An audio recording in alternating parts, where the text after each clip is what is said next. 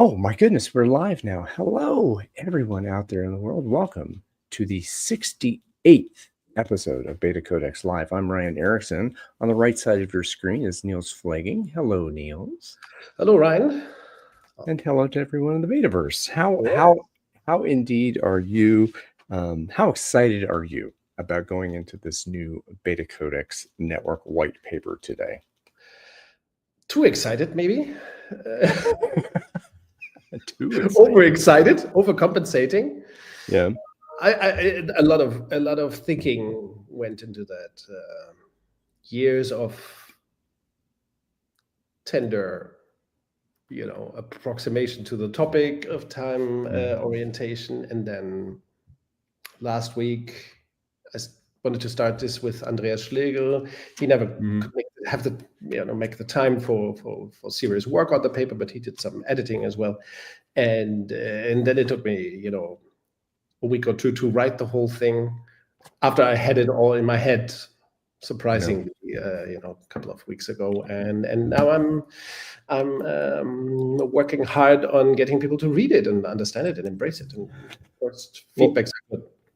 Well, speaking of that now, and again, I did a little edit, a little bit tweaking myself. Yes, so, thank you for editing as well. Andreas Schlegel edited, and you edited, and you found a lot more typos and problems, and your improvements were very, very important to the paper. Thank you. Yes, well, and on that vein, I went back in again with again in preparation for today, was to look and see what's here and how do I make sense of it, because I'm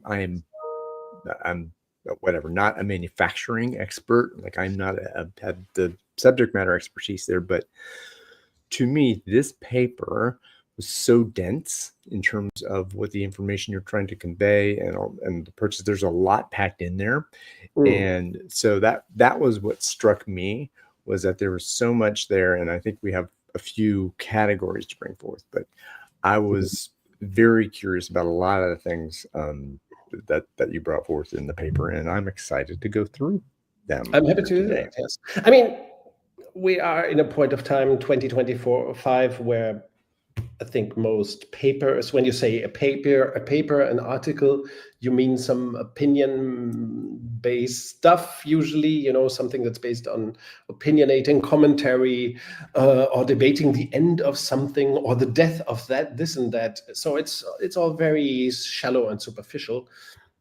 This is not that kind of stuff, I think. Yes. No. Today I looked through the whole thing again after the first time after a week or 10 days or so since the thing was published, because then I do not read my paper every day once it's published, right? But I put a lot of time into it. And today, looking through the printed edition, I noticed on page 11, I noticed, oh my God, there's so much material already until page 11. It's quite something. It's very dense, as you said. Right? Yeah, and is not only, and again, we'll show a little bit of it here, so folks, don't worry, we'll actually get to see it on screen here, and we did link the PDF in the show notes for the episode. And the PDF is for free download. Let's mention this first, right? All this is open source. Everybody can download it free of charge, free of registration. So you go to www.betacodex.org. and you can download the whole paper, right? There's no secrecy around it. Oh, thank you. There's the link. And then you go to the white papers or research papers page, and you can download this and all other 23 BetaCodex Network research papers free of charge and free of registration. So you can do that while we ramble on, right? Yeah. Yeah. So the first thing I wanted to make sure we went through in because you say, well, let me step back a moment. Is that we're saying that lean was kind of the concept of this. It was, but the paper doesn't say lean on the top of it. It doesn't say lean on the front. It's it's a little bit of not a Trojan horse, but the first page has some concepts on it that I think are shall we say, the key concepts that I would like for you to maybe articulate a bit to set the stage for what we're talking about and what you talk about in the paper. So let me Let me pop that up on the screen here. Yes.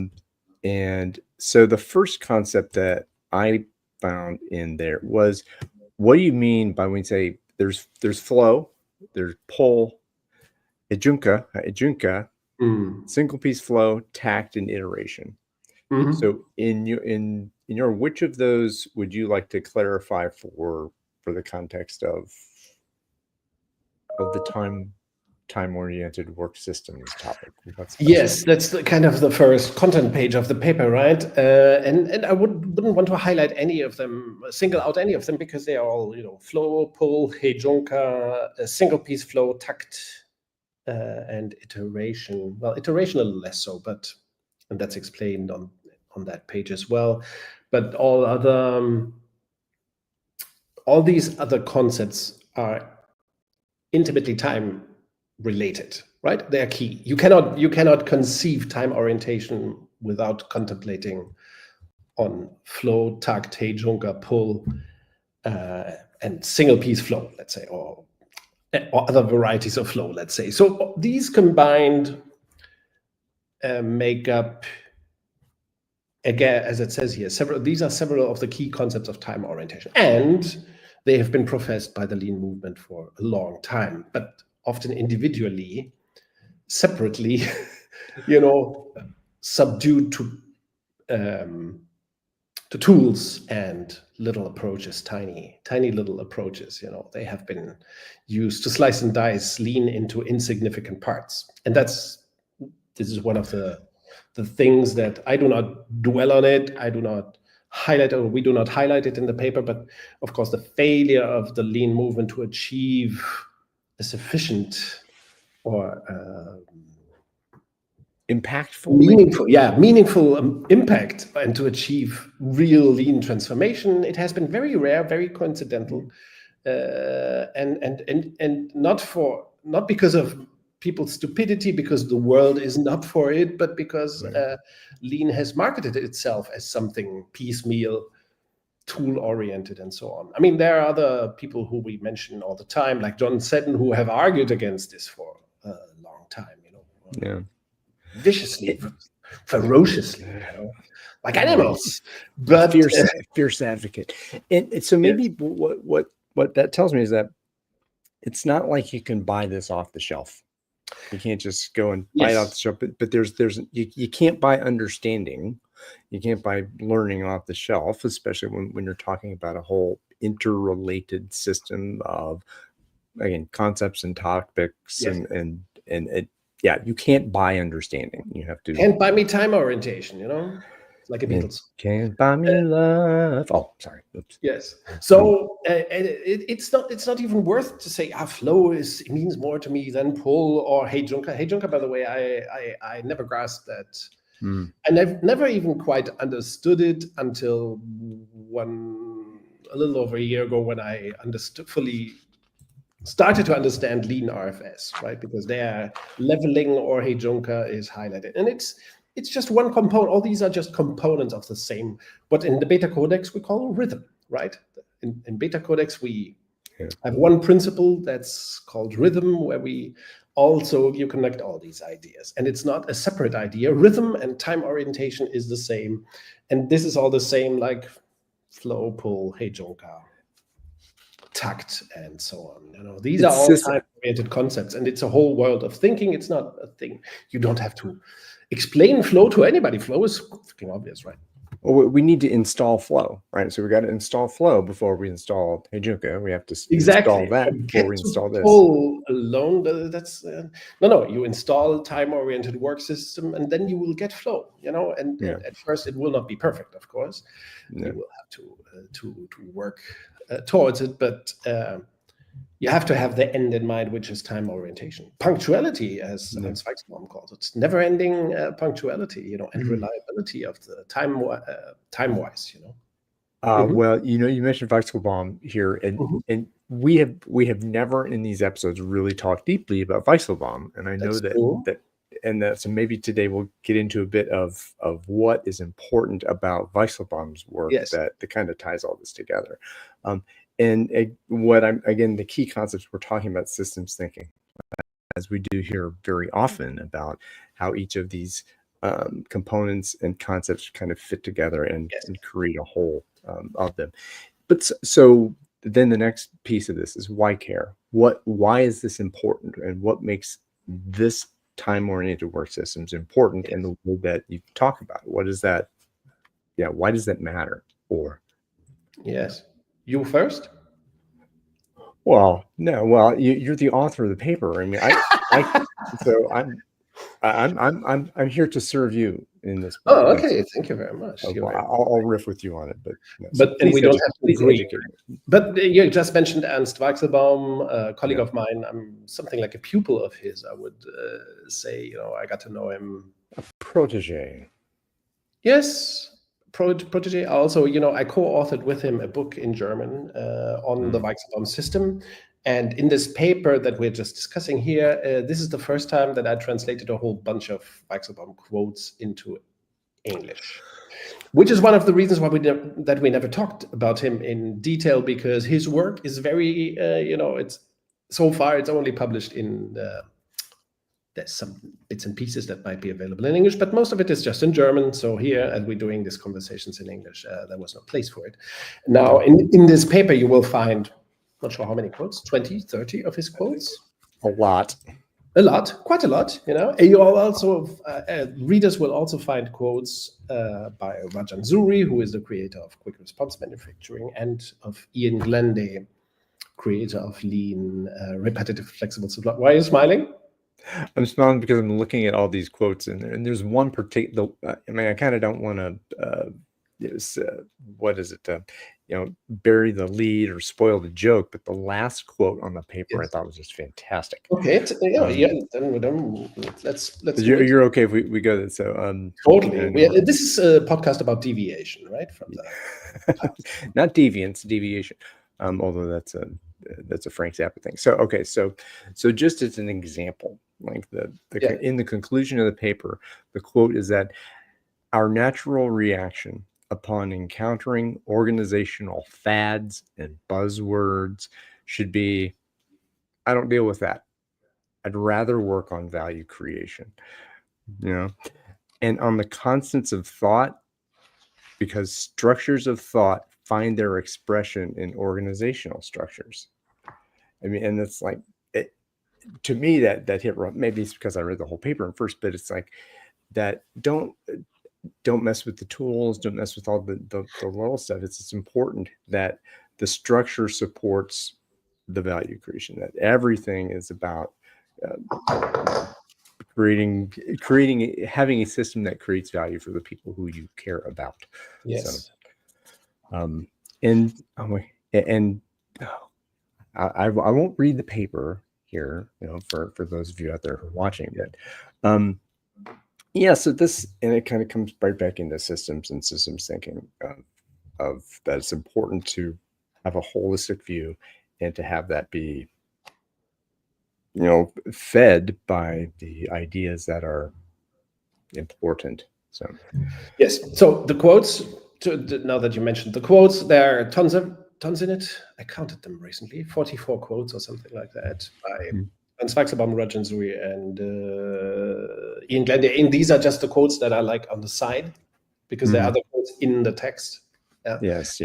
So yes, that's an important part of the paper, because I wanted to these are major thinkers on time orientation. Another major thinker, of course, is Taiichi Ohno. I do not quote him in the paper because he is like a frame of reference to get into the paper. I consciously didn't put any Taiichi Ohno quotes into this paper, and we will get to Taiichi Ohno quotes in another context later, in another publication later. So no Taiichi Ohno quotes didn't seem, necessary, and I wanted to keep, the attention on the big three, what I call the big three of time-oriented approach. So we'll get to that later. So their quotes are here, and the quotes by Ernst Weichselbaum, I really had to translate them all to English for the first time.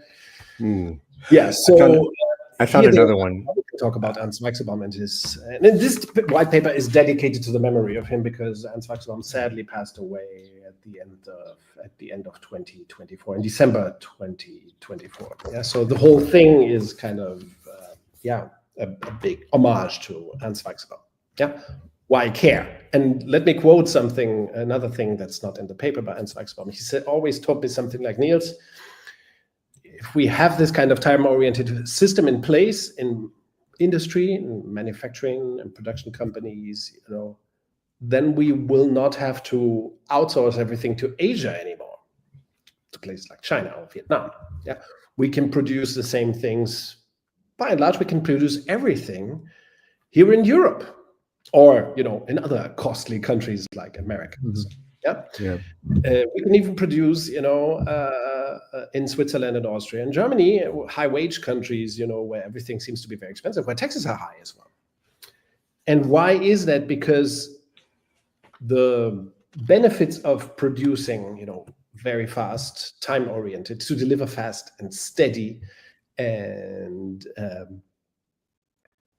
with extremely short lead times and reliably, that makes all the difference. And one of our favorite examples of the Weichselbaum system is it's a furniture company in Austria near Vienna, and they deliver furniture on the 9th day.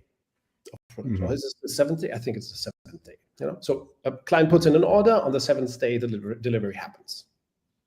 And that's just always. It's one of the, it's non-debatable.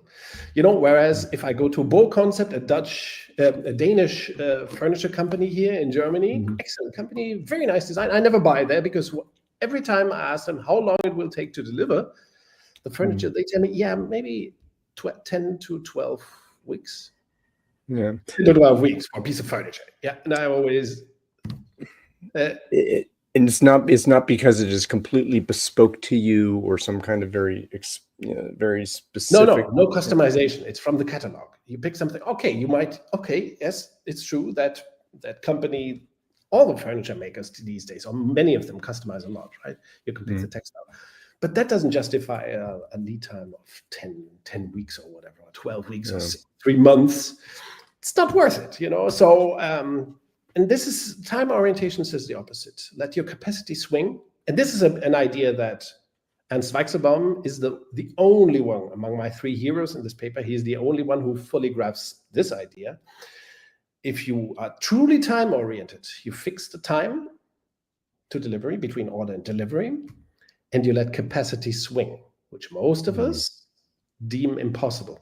Ian Glenday, Lean RFS, also grasps this idea, and Rijon Suri also touches upon it, but it's most explicit in Ernst Weichselbaum's work. Most explicit. I don't want to offend the other two because I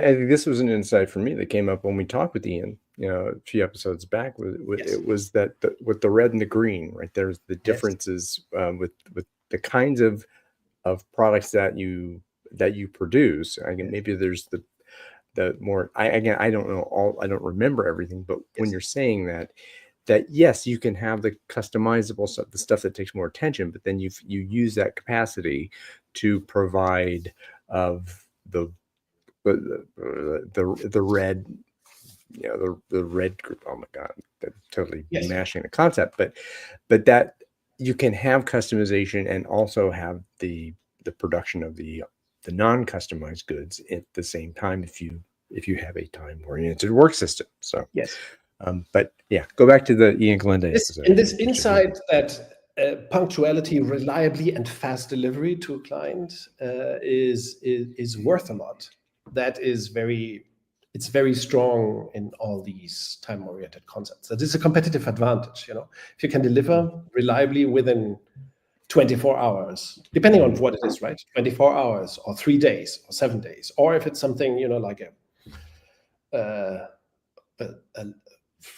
a huge piece of equipment, there might be 2 weeks or so. If you can do this reliably, then you have a tremendous advantage over the competition, even if the competition is cheaper, because you often want right now. You want reliability and not maybe wait 3 months for something. So, by the way, this is an insight that even exists in the common popular lean movement that lean and oceans do not mix well, right? If you want to be lean, do lean, you shouldn't have an ocean between you and your client, the end customers. Yes, because that slows everything down a few weeks. Yeah, you can, but it's not as effective. You will not reap the full benefits. The full benefit if you are relatively local. If you have production places near your clients, and if you can deliver in 24 hours. There's one Weichselbaum client in medical equipment, and they say we produce faster than our competitors deliver from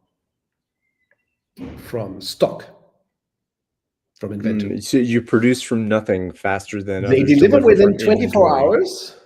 They produce so fast. They don't have the product, but they produce it so fast. 24 hours they deliver. Yes, and they deliver. So that's faster than what their competitors can do with finished product from stock. That's the ideal. The ideal is to be super fast, to not have inventory, to have total pull, to have total customization, and total flexibility. And that can only be achieved in this way, time orientation. Yeah, getting rid of isn't that the promise of the Toyota production system also? I mean, is that same? So what is the distinction? And then that there's okay, Niels, aren't you just talking about the regular old Toyota production system? I mean, what is the insight? I'm giving you a softball here because you already kind of just said it. What's the difference between Suri, Glende, and Weichselbaum from the Toyota production system? Yes. Yeah, it's the same as a Toyota production system in a way. The point is that the problem is with Toyota that you cannot get to a single piece flow all that easily. And in some industries, it's outright impossible.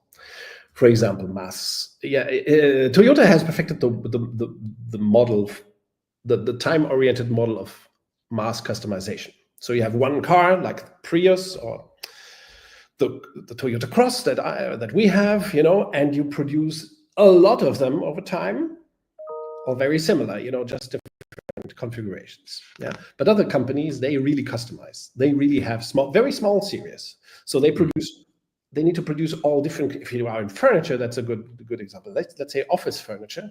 Then you have to deliver a whole set, and it's never the same set of stuff to certain clients when they order, right? And that kind of stuff, you cannot handle it with single piece flow Toyota style. It's not the same kind of model of production, so you cannot really get there. And even if you might, you may not be able to do that right now. So there are these other approaches by Rijon, Suri, by Glende, and Ernst Weichselbaum. They enable every kind of production company to get to flow now, within days or hours, days or weeks, the latest. Yes, regardless if it's high volume, highly customized production, high volume, low mix, high volume, high mix, whatever it is, you can always get there with these three approaches. Of course, Toyota is another approach, but we don't have to discuss Toyota again. Single piece flow, I think it's understood by many people, but many people also say, yeah, lean doesn't work for us because we cannot get to single piece flow, which is often true. Yeah, so the idea is to show to the world with this paper is to show to the world that we have the time-oriented solutions, not just for single piece flow production or potentially single piece flow value creation, but for all kinds of production and service. So maybe that is a distinction that again, because I'm thinking, what do you really, when you mean by single piece flow, what are you talking about? And what is the difference? I mean, it's single piece, you have multiple piece flow, or you said single piece flow and then there's just everything. What is the distinction that you would want to have someone who doesn't know fuck all about this? Thank you for highlighting that. Single piece flow is like you have a Toyota factory and every order that goes in, it's produced in sequence. Not the same sequence, by the way, because there is Heijunka, the leveling that requires you to have to mix the orders in a certain way to have leveled production so that you can get to single piece flow, which means every car you produce on the line is different than the one before and after. You still have to think about how to level production so that nothing gets stuck, so that your suppliers don't get overloaded and so on. But basically, the idea is that always work on one piece every time, you know? Mm-hmm.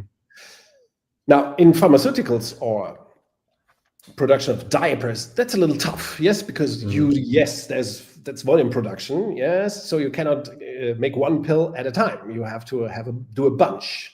How do you do that? And usually, and bunches of different kinds of pills and all sorts of different forms. Exactly, and you might have 50 or 500 different pills to produce, some more often than others, and different volumes. And to do this with the usual, production administration systems, production planning systems, it's a lot of work. It never works out. Everything about this is in this paper and in the marvelous work by Ian Glenday. I think he's masterful at describing this problem. So people try to, usually batch different orders together, and produce large batches because supposedly it's more efficient, cheaper, and so on. What happens then is that you have to build a lot of inventory of finished goods. You deliver very, very rarely. You're never on time. You have to deviate from the planning because some orders are more urgent than others. Then you fuck up your own planning and do that several times a week. People get, overwhelmed by changes. It has all kinds of, nasty consequences to do batch processing. Batch processing is an evil, and you cannot optimize that with software and better planning, better planners, yes, more managers. I mean, you just went right into that. I mean, we're talking about planning, we're talking about control, we're talking about resource allocations and all those kinds of stuff that are, how do we get these batches going in this way? How do we do that? And as opposed to, and that's one worldview, mindset, whatever you want to call it, of a system of control and planning and that kind of stuff. When you're talking about localization, we're talking about really serving the needs quickly and pull versus something that's pushed out. So that to me is that you're talking. I heard you speaking in beta language at that point, and you're referring to it, because so and in that mind, so overcoming that system of a batch mind, a batch concept. I can't get away from this damn word mindset, but we call it batch logic. Yes, batch logic. Yeah. So there's folks who are from the managerial world, right? Will say, hey, we got to batch this, and this is what makes sense to me. What language would you use to someone who is inculcated with that batch logic to say, here's what's possible when we move to a more of a flow logic? So how does that conversation go? What does that sound like? How it goes in my consulting practice, or here conceptually in the paper, which is basically the same way, but yeah. Either way, it's important to understand the logic of batch production closely, which is why the concept is shown in the paper as well, right? You criticized the design, so I improved it a little bit further before it went to publication. Who would have criticized it? The batch logic is it comes with, that's page 12 of the research paper, right? Batch logic isn't just a thing. It consists of many things. The illusion of foresight, constant planning that's still unreliable. We're talking about the left side here. Yes, brilliant. It creates disturbance for people at work, and it creates this perpetual mess of planning, firefighting, rearranging, replanning. So it's the reality of batch processing, of batch production, or volume orientation, if you will. It's a huge mess. It's really hell. And part of that is the whole thing of forecasting, production planning, replanning more, and confusing people and commanding audits and shouting at each other and never delivering on time. And the alternative is not so easy to grasp, right? First, you have to believe that there is an alternative, which is something that Ian Glenday, Rijon and Zweigsabaum were always brilliant to explain, right? The opposite is to create a system that is reliable, kind of consistently moving, yeah, but never in a rush. Reliable operations, that is called here. That's based on self-organized teams that are not steered, not interrupted all the time, not disturbed in their value creation. And then that allows, that kind of system of flow logic allows for, constant learning, constant advancement, for Kaizen, for, improving process, questioning assumptions, questioning client relations, improving product, and so on and so on and so on. So in batch logic, we are really doomed to stalling.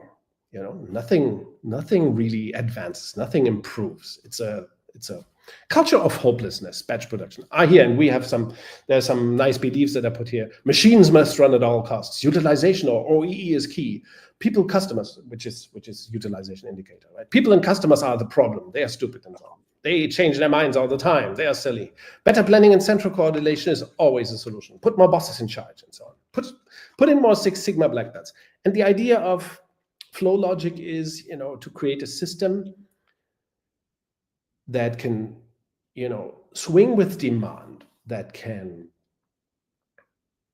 where expectations of workers are met, or people delivering the value creation are met, in that they can have a reliable reliable work environment in which they are not disturbed by ever-changing plans and forecasts and orders and so on. So Yeah. Time-oriented system is smooth. Yeah, it is groovy, it is rhythmic, and not hasty. Yeah. Get into the groove. That's another nice. You had so many titles to choose from. Yeah. And Slave to the Rhythm. Yeah. Get into the groove. That would have been an alternative title for the paper. And again, you have some other quotes here in terms of what is the language that happens, when we're talking about a more. There's another word that came up in the paper, joyful. You're talking about joy, and you're talking about, yes. And then which what was a little bit. It kind of struck. Now, I'm all about the joy. I'm all about that kind of human stuff, but it struck me a little odd in the context of time-oriented work systems. Mm-hmm. But when you're talking about I think you made mention to it in a moment, and it kind of struck me, and I lost myself for a second thinking about, you have self-organized teams doing work together, setting their own, well, to a certain extent, setting their own standards for how they work together, and not Yes. being meddled with by folks who really don't understand exactly what needs to happen in the moment. And that creates a sense of trust in each other and trust from the organization. You are not the problem person, you random human, that it's important that you are capable, you are powerful, and can make stuff happen. So, and that to me, that's acknowledgement of that's theory Y, that's all this kind of stuff we talk about in the beta movement. So certainly in a time-oriented work system, nothing stands between the team and their client, internal or external, right? There's no centralized steering. There is just and this is very well explained in quick response manufacturing, even better explained, I think, in the Weichselbaum system. There are agreements between teams, yes, which we call in the paper as well, we call them seam agreements. And there are strict agreements about time and deliver punctuality, and of course, price and quality with the client. Well, you have a client contract externally, you have contracts or seam agreements internally. So you don't need to steer a time-oriented system. It is steered by the constraints of the system, by the design of the system, and then any given team or cell takes care of the value creation, and they can do it however they want. The idea is to leave teams alone doing their work, because if the constraints are clear, if the seam agreements are clear, and the contracts with clients are clear, then a team is responsible for doing the work the way they want to do it. I think this comes to the system design, and that there's a the human body. I mean, we all have skeletons, but our musculature is different, and how our organs interact is different.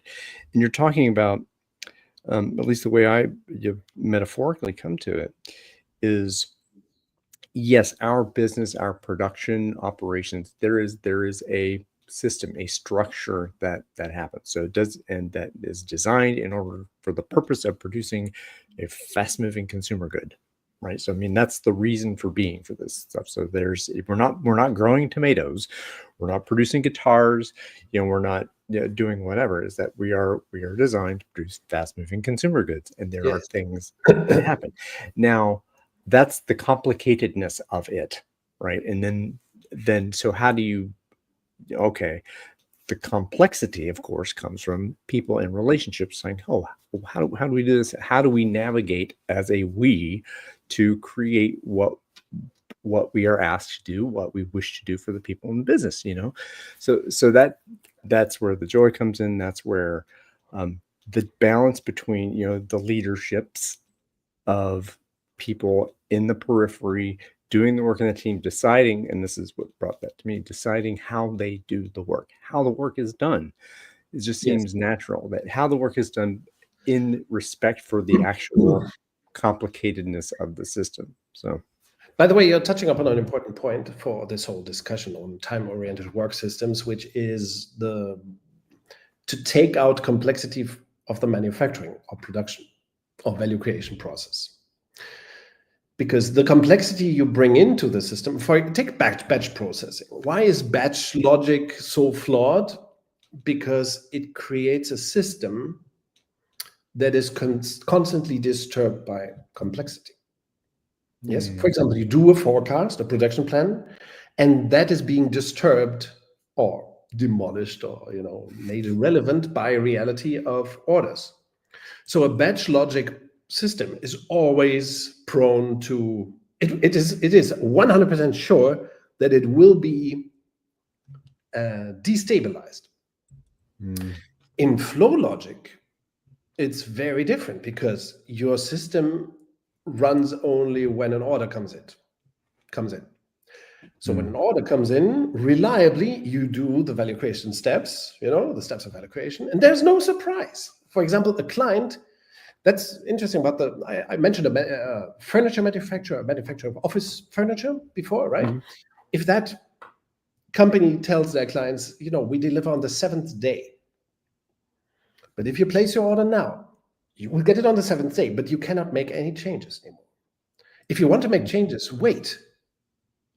Yes, if you still think there is doubt, wait until you place the order, because then once you're sure, you will get your furniture within 7 days, regardless of what it is and how much it is. You will get it in 7 days.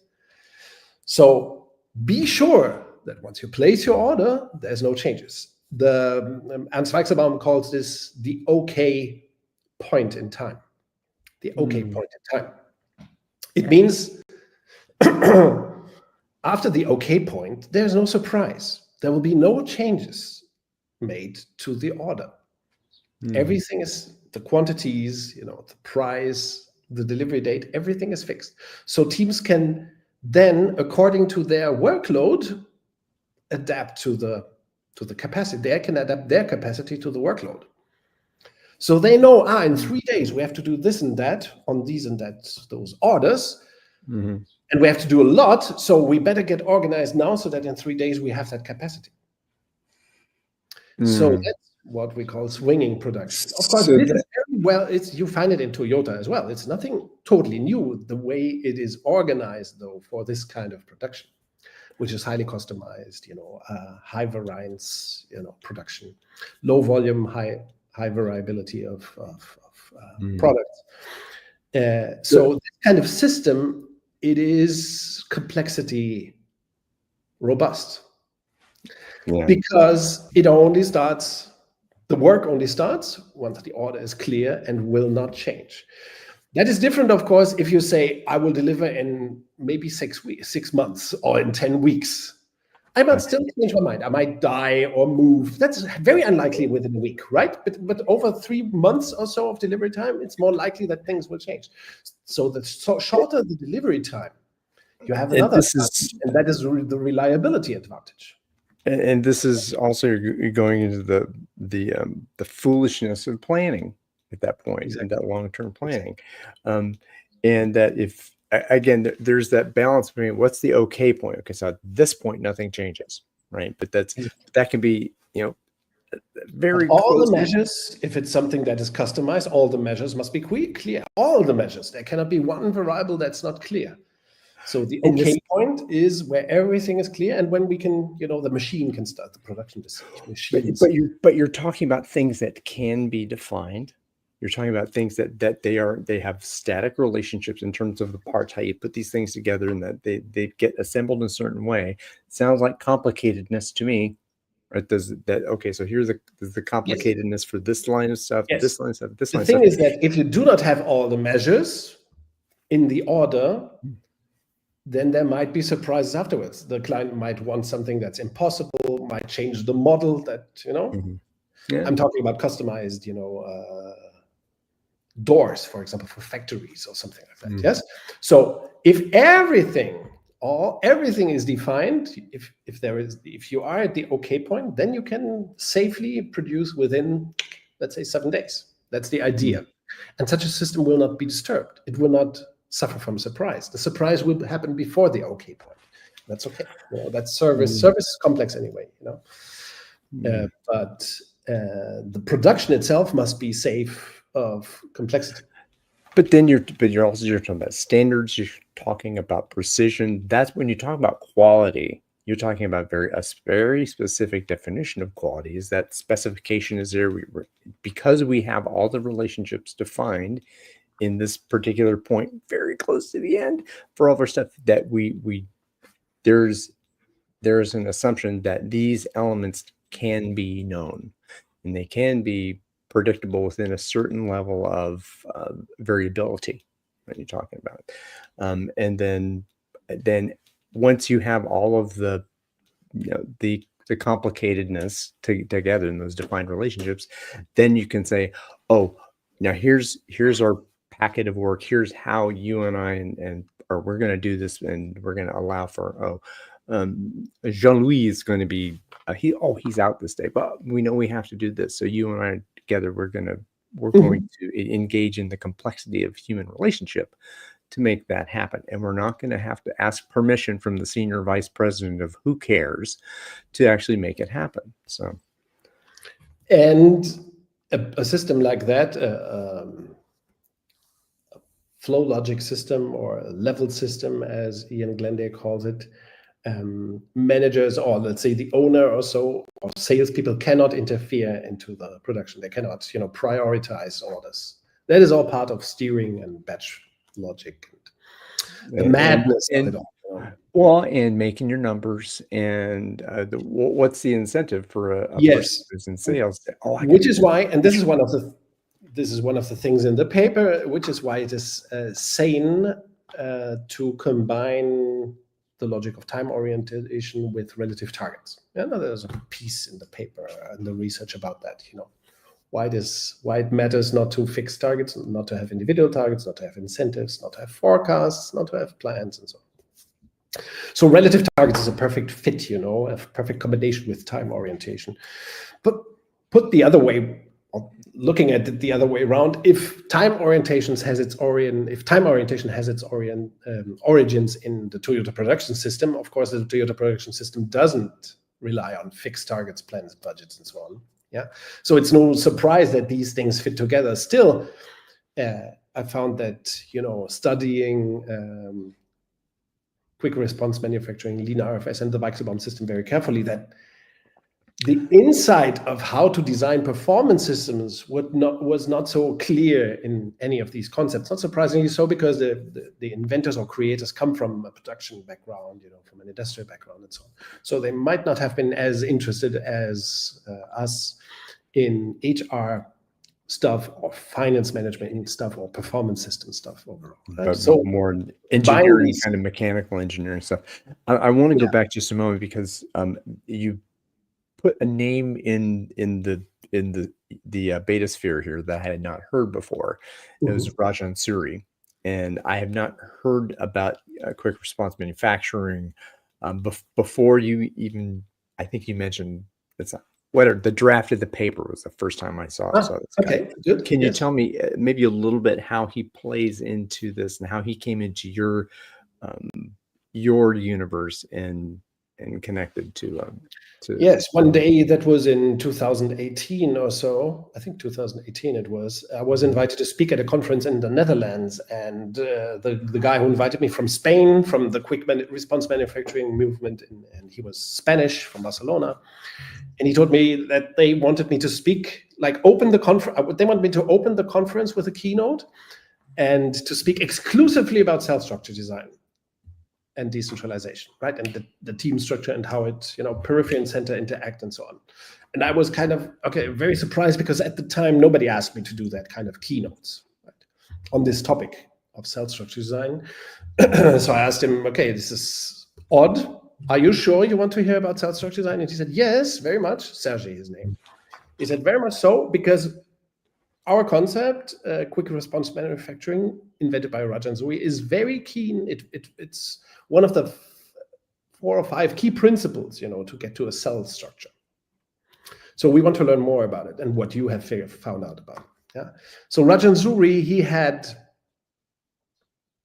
in the 1990s, I think he created this approach. He says from scratch, from bottom up, so to speak, he kind of tried to reinvent manufacturing in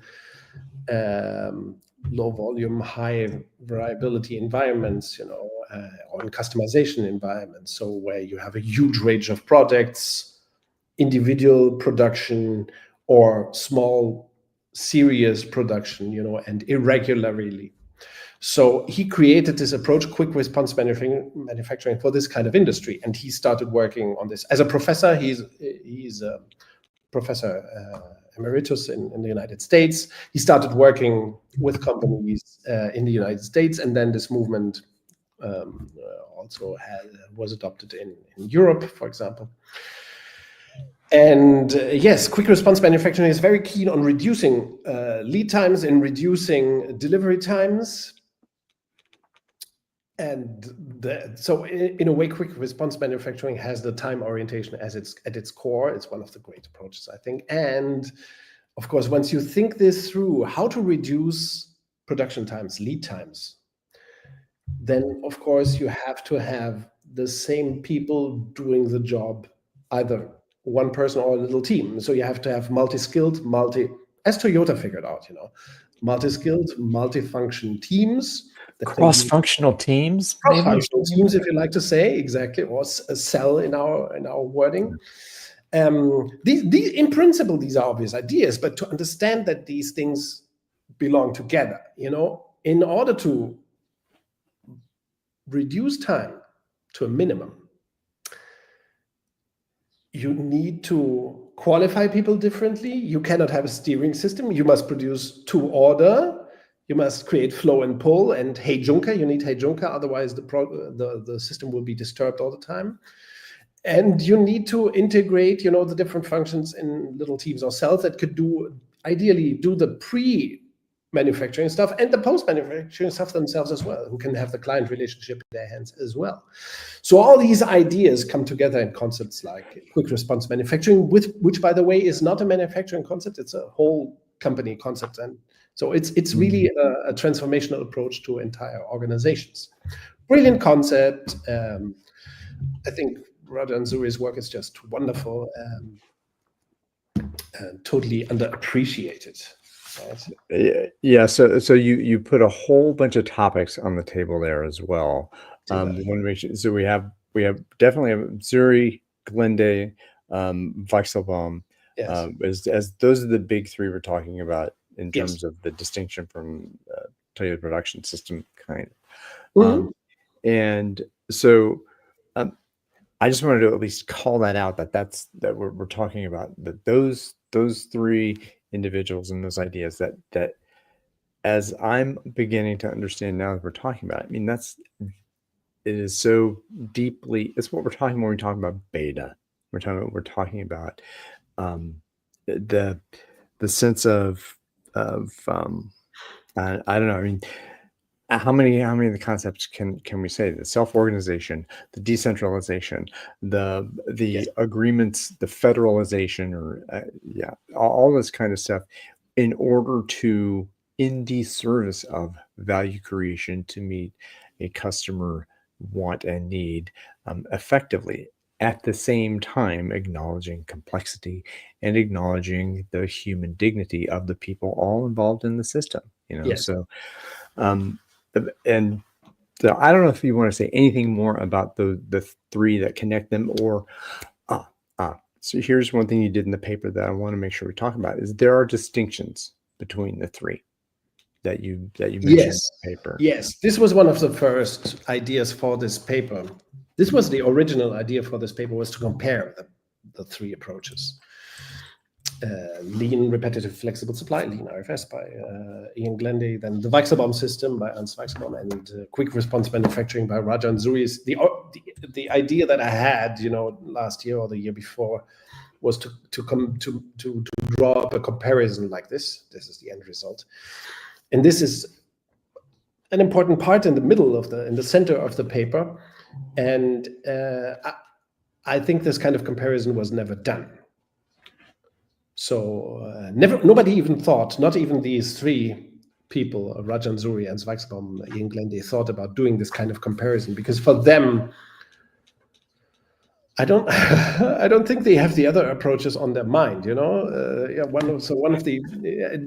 give they didn't give a fuck. You're talking kind of about the pattern that you've observed in this community of communities that has been called lean. Sure. Right? And I think these pioneers, they all had the problems in mind, certain companies, industries in mind that they wanted to serve and help, but they never cared about, what am I missing? What other industries may I not be covering with my approach? Yeah? For example, Ian Glenday on the left here, Lean RFS. His focus is on high volume production, or mix production, fast moving consumer goods and so on.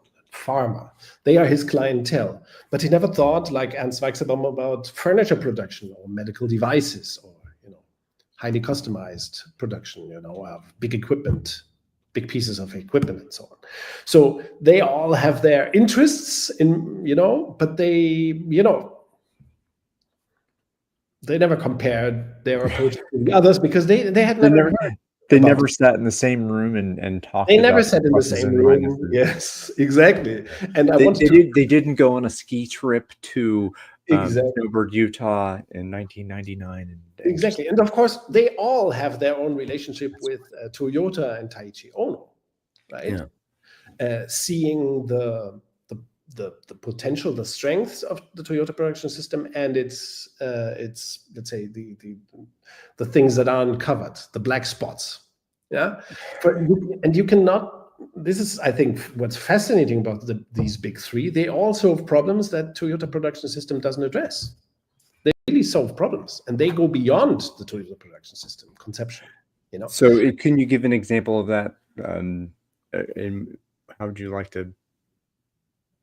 If you're going to make a claim that they go beyond the Toyota production system, some folks would call that heresy. No. There's a story about Lean RFS that suits our conversation here very well and illustrates the matter. When Ian Glenday developed his system and he started talking about it, he got in touch with Daniel Jones, author of The Machine That Changed the World, and other lean pioneers like John Shook.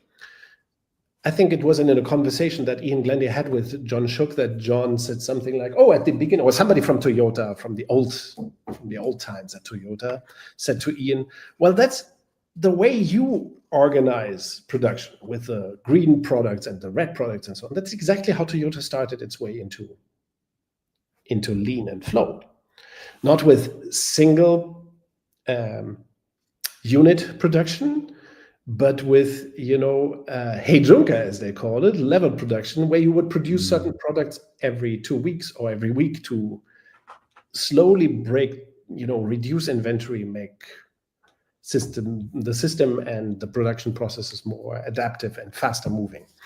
So before Toyota got to single piece flow, they got to, let's say, lean RFS, and few people are aware of that. Yes, and Ian Glenday wasn't aware of that. He just kind of reinvented the wheel, so to speak. But also this approach of Ian Glanday's, it's applicable to large volume, high mix production, to fast moving consumer goods. Where if you as a company producing diapers or pills or some kind of pharma or so, pharmaceutical product, you would say, what can I learn from Toyota? They are doing single piece flow and very complicated machinery, cars. That has nothing to do with our stuff. We probably stick with batch processing, and that's where the big three get in. Where most people today would say, well, our company is so different from Toyota, we don't even try. Of a pretty show me a case study. Yeah, show me a case from my industry where this has been done. Yeah. And if you show me that case from my industry, I will still say that that won't work here. Tribe or smaller or bigger than us, so it can never work here. Yeah. So the big three, I think they do a brilliant job in evolving the philosophy of time orientation, taking the practicality of time orientation or the evidence of the practicality to other fields, other industries, other kinds of production, and to other kinds of companies.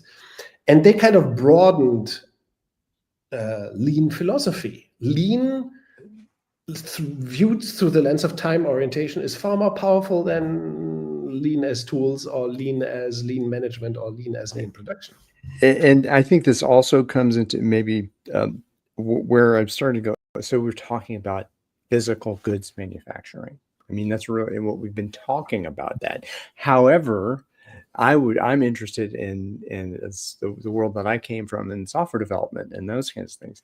How might we imagine time-oriented work systems as related to knowledge work or conceptual products and that kind of stuff? And that how might we integrate and utilize the learnings of Zuri, Glenday, Weisselbaum, and people give a lot of lip service to Taiichi Ohno in the Agile space, but how might we integrate these other approaches into what is happening now in software development and information technology? So yes, by the way, I think these time orientation applies to all industries, including to Agile. One of the first reader feedbacks I got last week after publishing the paper on the third or fourth day was from a social services firm. Yeah. And the general manager said something like about the paper that he read it and thought, oh my God, this is exactly what we are lacking.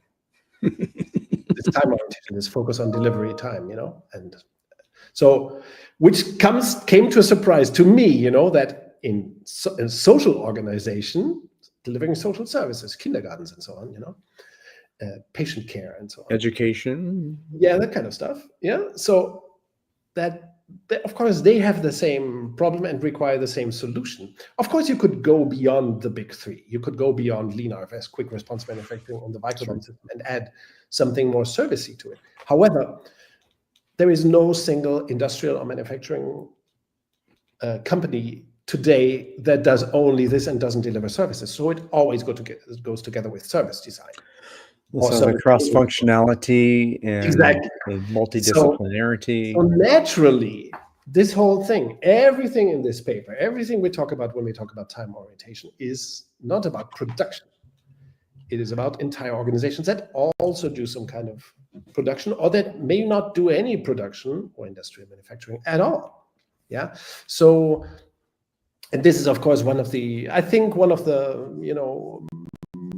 missed opportunities, let's say, of the lean movement, not to be, sufficiently interested in anything beyond manufacturing, to be kind of dubious about what does it apply for. That's true. Rijon Zuri, by the way, it's adamant. He's adamant that quick response manufacturing, despite its name, adamant. Yes. Rijon Zuri. Okay. Yes? I just want to make sure I understood. the concept is called quick response manufacturing. Still, it's not about manufacturing. It's about organizing entire organizations to quick response. Also, lean, repetitive, flexible supply. That sounds an awful lot like production orientation, right? Yeah, it all does.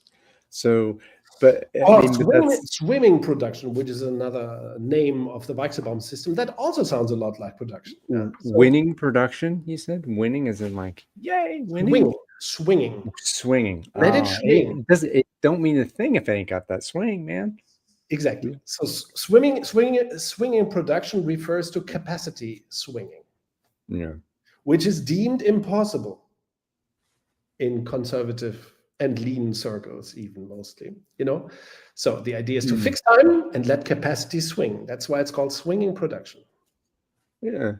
Sounds very odd, but it means, of course, that machines shouldn't run at all times.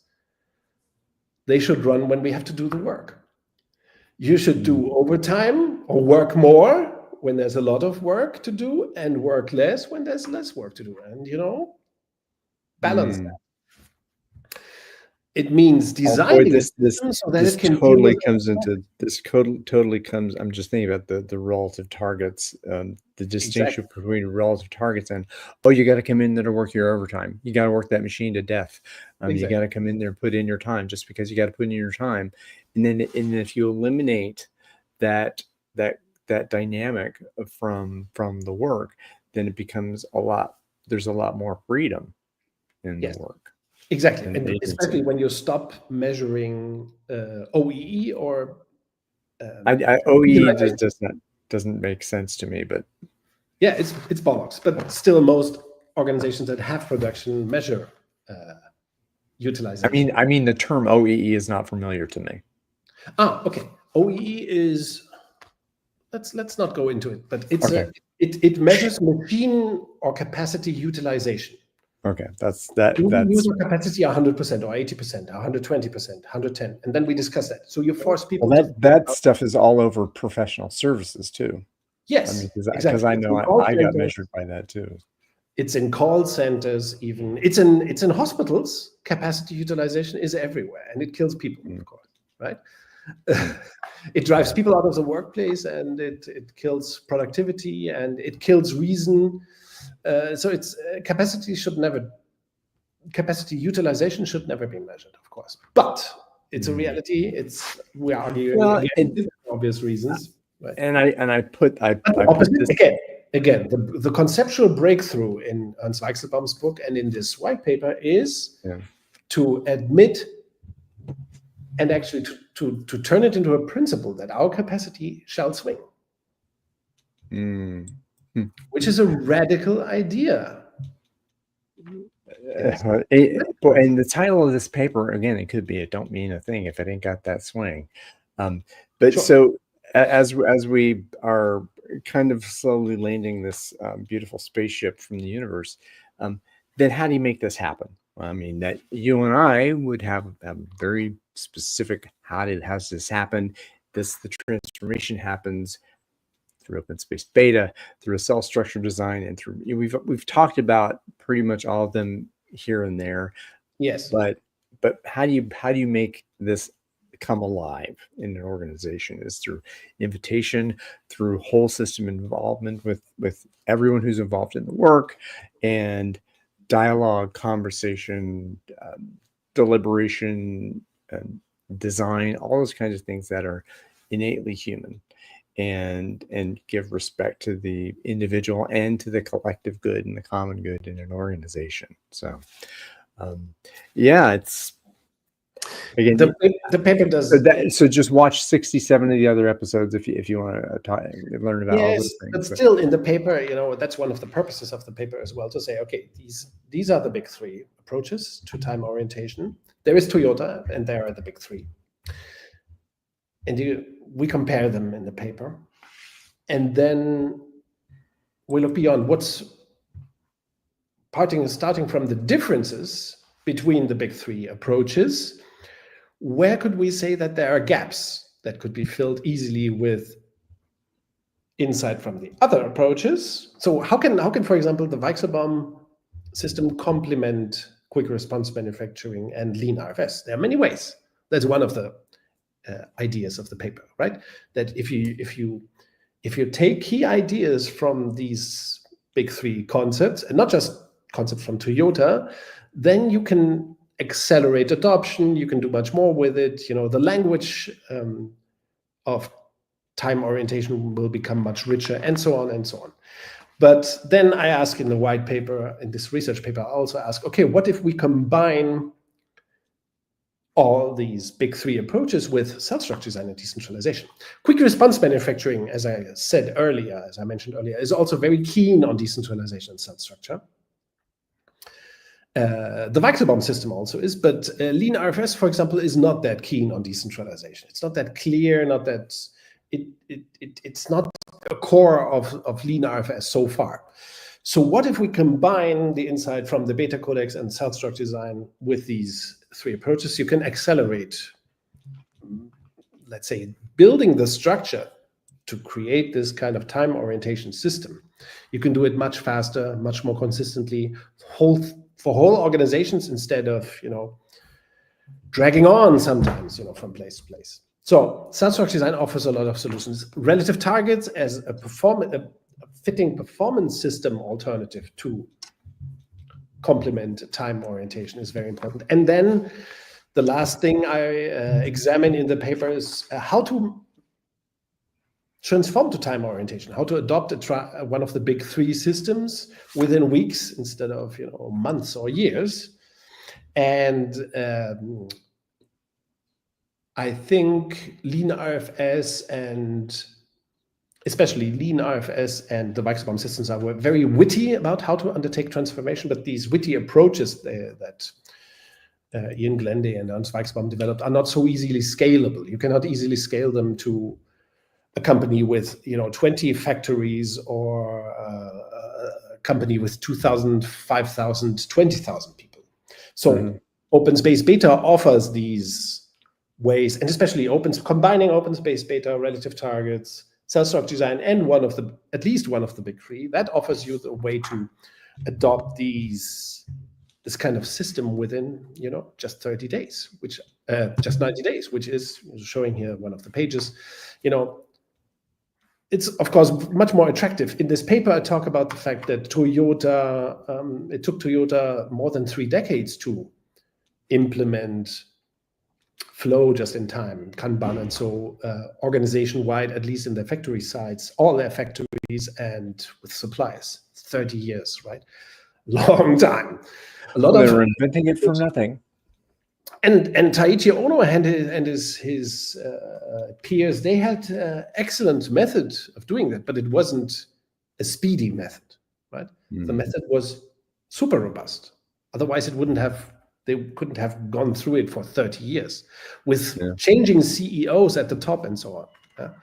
So, and an ever-changing market, and ever-changing, corporate structure and so on. So they did it in 30 years. But what if you could do the same in 90 days, regardless of a company size, how many factories or production size it has? So that is the line of thinking that I apply as well to the big three. How to make it happen in 90 days with the Open Space Beta approach. It's very feasible. It has been done. So and of course these are. I'm trying to argue and show in this research paper that you don't have to force your way into combining the big three of time orientation with cell structure design, relative targets, open space. They naturally fit because they have the same underlying belief structures, principles. So that's the proposal I'm making. Get lean, get time oriented within months, within weeks. Months, not years. Within weeks, not years. How to do it robustly, how to do it system wide, and without too many consultants. And this also comes down to, I keep thinking in the songs here, right? Time, oh, give me time, and time at the lovers. You remember that one? Culture Club, Time? Yeah, that one. Yes. Oh my God. And Red 42, it's all about time. I mean, there's a lot of this, there's time, rhythm, tempo, all this kind of stuff. Yes. Hey, chain to the rhythm, which is my favorite. I would suggest the following. I think we're not through with this topic, time orientation. There is more to cover. I try to cover a lot, but we could dive deeper into certain aspects and produce more sentences with more song titles. Oh, well, that's catnip for me, man. And again, we're hoping to get Rijon Zuri here, maybe here soon. He kind of confirmed, but we will have to find a time slot to make it happen. Yes, we have to talk to him. I wonder why we didn't do it before. Well, it's on. But sure. So, and I am just learned a lot, like always. Going through the paper, getting a preview of it, and very excited about sharing it as we've done here today. What would you like to say that you have not yet had a chance to say, if anything? Yes, I would like to add that you can get the printed edition from the Red 42 website. Of course, the PDF, the paper itself is free of charge, free for download on the website. But if you want it printed, if you want to make this kind of transformation happen, for example, it might be worth ordering a few copies. Or if it doesn't, you can do that through the Red 42 website. There are other things that once I got deeper into this stuff, I thought, okay, this is so powerful. This is so important. This is really paradigm changing. So there should be, like accessible events. So I'm doing a 2-hour online introduction in German first on the 30th of June. You can still sign up to that through Leanbase, the Leanbase platform. It's very accessible, 25 euros participating fee, 2-hour online session where we go through key concepts of time-oriented work systems. So that's an option. I also do an online masterclass that has 4 4-hour sessions in September. That will happen in September the first time. So you can, in English? Yes, this is in English. So you can do my online masterclass on time-oriented work systems in September. 4 sessions, 4 hours with special literature, reading material, different than the masterclass that you did, Ryan, that I did in the past on the BetaCodex. So this will be specific to time orientation. And there is also a 1-day workshop that I will do also in September for the first time on time-oriented work systems. So in German language here in Wiesbaden, 1-day workshop. You read stuff like this before the session, then we have good conversation the whole day. So there will be different learning formats and qualification formats. People can also do this in-house, of course, but I'm offering these 3 public formats: the online 2-hour thing, the presential workshops here in Wiesbaden, and the 16-hour masterclass online in English. That's some of it. And there are some articles, of course, online on our Substack. Well, absolutely. I was going to say that's the news from the beta world, of course, yes, as well as the Red 42 Substack. I'm trying to get the links here, but we'll have them in the show notes and sign up for the LinkedIn group. The idea is that as there is so much material, there's so much material in this research and there's so much insight to share about this work that the idea is that we will pick certain topics from the paper. One that we didn't talk much about today is the difference between fixation on acceptance versus chosen agency. I know. Powerful concept. I mixed it in here because it's hugely important for the topic, but it's a big concept anyway. So there will be articles appearing about these concepts. And if you are a reader of the paper, find certain concepts appealing or interesting, you can write a piece and publish it on the BetaCodex Substack as well. So, well, I think someone I saw today in my Substack feed that Ian Glende put out an article on the BetaCodex news from Beta World. Exactly. When he read the research paper, few days before it was published, he read it and he immediately wrote down a story that was related to this concept here, and we published it on the BetaCodex Substack. So become a guest author of the BetaCodex Substack if you like. Absolutely. Peter Prell already published a piece. Ian Glende published a piece. It's open for anyone who wants to write something beta related. Welcoming and inclusive, all that kind of stuff. I would be remiss. I found another quote in the end, just for me. Yes, to finalize. Thank you. Yeah, well, this is the Weisselbaum quote here. Authority is not a property of individuals, but is generated through interaction between at least two people. Authority comes from agreement. So the interaction of two people here today, you and me, and the other people who are out there in beta world who can participate and be included in this wonderful space. Please suggest to us who you might want us to talk with, suggest topics that you think are maybe potentially heretical, in the world that you may live in, that we are willing to talk about any of it, all of it, Yes. as we have done so far. All right, my friend, I'd say this ship is sailing into the rest of the Betaverse. So we're on the Rocinante. Could be on the Rocinante. See you all very soon. See you all soon. Bye.